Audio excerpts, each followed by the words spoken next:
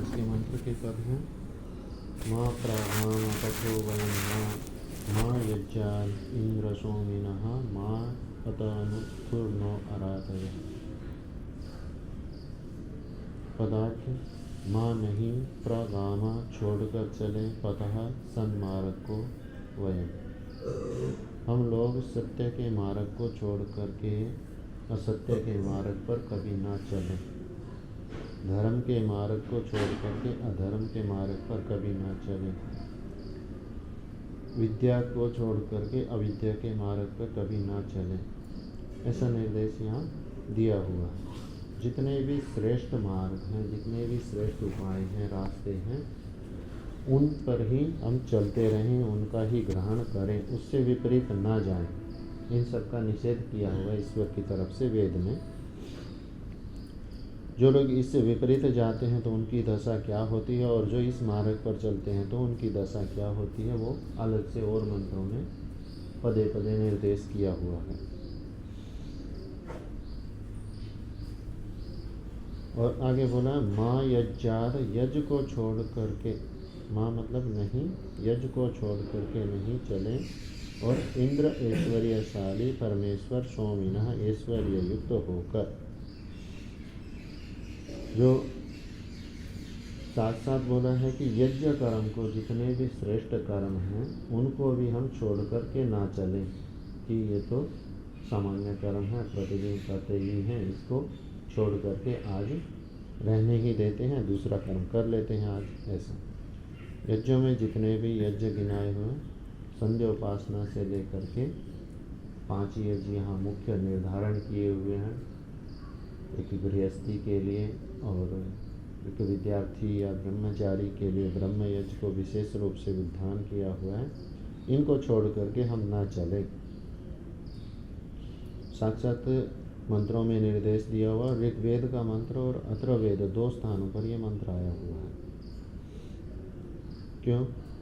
इंद्र ऐश्वर्यशाली परमेश्वर स्वामिनः ऐश्वर्य युक्त होकर, जो ऐश्वर्य से युक्त होकर ऐश्वर्यशाली परमेश्वर है, उसको भी छोड़ करके हम ना चलें।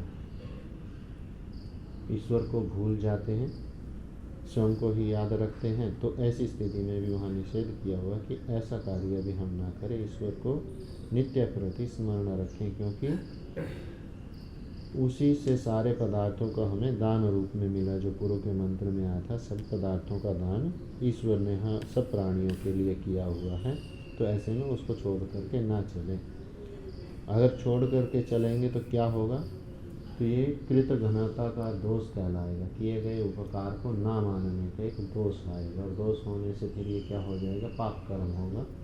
और पाप कर्म होगा तो फिर इसका फल क्या मिलेगा, हमें पाप रूप में मिलेगा। और हमारे आत्मा को, हम आत्माओं को जो आगे शरीर मिलना है, वो फिर हमारे प्रारब्ध के अनुसार मनुष्य या इससे निम्न और नीचे नीचे चला जाएगा। मुक्ति की ओर हम नहीं बढ़ पाएंगे, बंधनों में पुनः पुनः पड़ते जाएंगे, और जन्म मरण का पुनः जन्मना पुनः मरना ऐसा चलता रहेगा। और अविद्या, अंधकार, पाखंड इत्यादि इनमें नीचे से नीचे चलते जाएंगे।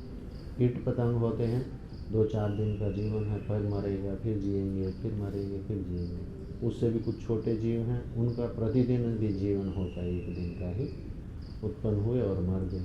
तो मौत का भय हमेशा बना रहे, फिर तो एक सुखमय स्थिति की ओर नहीं बढ़ पाता है। इसलिए यहाँ पर निर्देश तो ये कहा है कि छोड़ के ना जाए, उसमें वो चीज़ें नहीं गिनाई हैं, बस इतना ही निर्देश कर दिया है कि हम इन चीज़ों को, श्रेष्ठ मार्गों को, यज्ञ को और ईश्वर को, इनको छोड़ करके ना चले।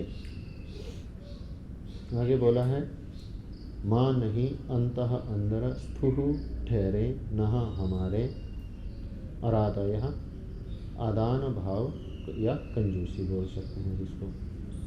तो इसको लगाएं तो पंक्ति इस तरह से लगेगी, नह हमारे अंदर स्थुः न ठहरे, माँ स्तुः न ठहरे, कह अरातय, अरातया भावः नह स्तुः, हमारे अंदर कंजूसी के भाव न ठहरे। अरात्य का मतलब होता है जैसे रा दाने, रा धातु से बनता है, तो राती होता है जो दान करने वाला होता है, आराती होता है जो नहीं करता है दान को, जो कृपण होता है, कंजूस करता है, जो सिर्फ आदान ही करता है, ग्रहण करता है, किसी को देता नहीं है।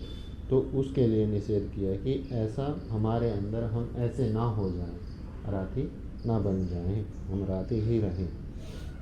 और वो कब होंगे? जो पूर्व वाली जो स्थितियां यहाँ बताई हुई हैं, उनका जब हम पालन करेंगे तो हम राती नहीं बन पाएंगे, राती ही बन पाएंगे। वेद के मंत्रों में जितने भी निर्देश दिए हैं, वेद में कहीं पर भी अधिकारों की चर्चा नहीं की गई है कि ये तुम्हारा अधिकार है, ऐसा कर इसको प्राप्त करें। सिर्फ कर्तव्यों का निर्देश किया गया, नियमों का विधान किया गया है, और जो निषेध है उनको बता दिया गया है। अधिकारों के बारे में नहीं बताया है। तो उसी में यहाँ ये भी स्थिति आ जाती है कि जो आराती हो जाता है वो वेद से विरुद्ध ही रहता है, फिर वेद को नहीं मानने वाला होता है। और वेद को नहीं मानता है तो वेद निंदे कहा नास्तिक, फिर नास्तिक कहलाता है। ऐसा तो ऐसा व्यक्ति हम ना बन जाएं, ऐसा यहाँ निर्देश दिया है। श्रेष्ठ मार्गों को हम ग्रहण करते हुए चलें, श्रेष्ठ आचरण को, श्रेष्ठ विद्या को, श्रेष्ठ कर्मों को, और श्रेष्ठ सबसे महत्वपूर्ण ईश्वर है उसको, और उसके बनाए हुए सभी संसाधनों को जो श्रेष्ठ हैं उनको ग्रहण करते हुए उस तक पहुँचे और मुक्ति के उपाय करें और इन जन्म मरण के बंधनों से छूट जाएं। इसलिए यहाँ ऐसा निर्देश किया हुआ है। अगर हम आदान भाव ही ग्रहण करते रहेंगे तो बार बार ग्रहण ही करना है, तो उसकी स्थिति किस तरह से होती है उसके 2-4 उदाहरण वहाँ निरुक्त में देते हैं। वृत्र और इंद्र का उदाहरण दिया है। एक तो वहाँ पर वृत्र बोला है वहाँ पर बादल को, इंद्र बोला विद्युत को। और एक संग्राम भी चलता है, देवासुर संग्राम। तो इंद्र देवों का सेनापति होता है और वृत्र इंद्र असुरों का होता है, ऐसा वहाँ भी लिखा है। तो इंद्र तो बोले बिजली और वृत्र बोले तो बादल। तो बादल का एक स्वभाव है कि वो संग्रह करता रहता है। क्या करेगा? सूर्य ने जो जल था उनको सुखाया, ऊपर ग्रहण किया, तो बादल ने रोक लिया, अपने में ही संग्रह कर लेता है।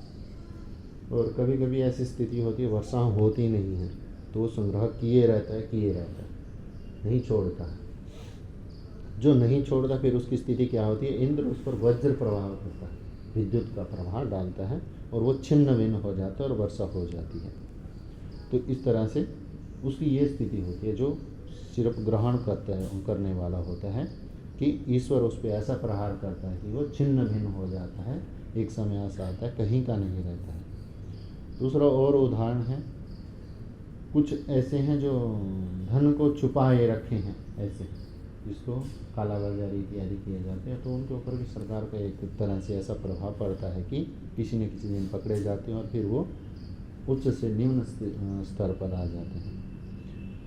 कुछ औषधियाँ हैं भूमि में, जैसे वनस्पतियों में देखें तो जमीन के अंदर होती हैं, कुछ तो होंगी क्या है पेड़ के ऊपर आएंगी, फल आगे हैं जो ऊपर आगे तो सीधे तोड़ लिए जाते हैं, पेड़ का कोई नुकसान नहीं होता है। जो भूमि के अंदर छुप करके रहते हैं अरातया, जिसने अपने धन को छुपा लिया है पौधे में, तो उसकी क्या स्थिति होती है? उसको जड़ समूल खोद दिया जाता है, नष्ट कर दिया जाता है, तो उसको उखाड़ा ही जाता है, तो वो कहीं का नहीं रहता है फिर वो।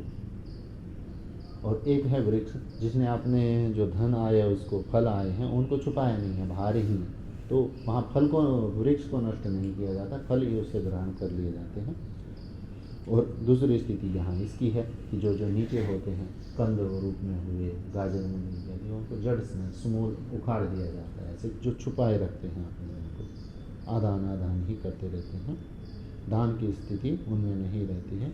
तो ऐसे ये उदाहरण है। और ऐसी स्थिति मनुष्य के अंदर घटती रहती है, जो ऐसी स्थितियों में बने रहते हैं तो उनकी भी यही स्थिति होती है कि उनको समूलतः नष्ट कर दिया जाता है किसी न किसी सांसारिक शक्तियों के द्वारा या ईश्वरीय शक्ति के द्वारा। आज के मंत्र का यही भाव है, इतना ही निर्देश है इसके अंदर संक्षिप्त रूप से। ओम द्यौ शांतिरंतरिक्षं शांति पृथिवी शांतिरापः शांतिरोषधयः शान्तिः वनस्पतयः शान्तिर्विश्वे देवाः शान्तिः ब्रह्म शान्तिः सर्वं शान्तिः शान्तिरेव शान्तिः श्यामा शान्तिरेधि ॐ शान्ति शान्ति शान्तिः सर्वेभ्यो नमः।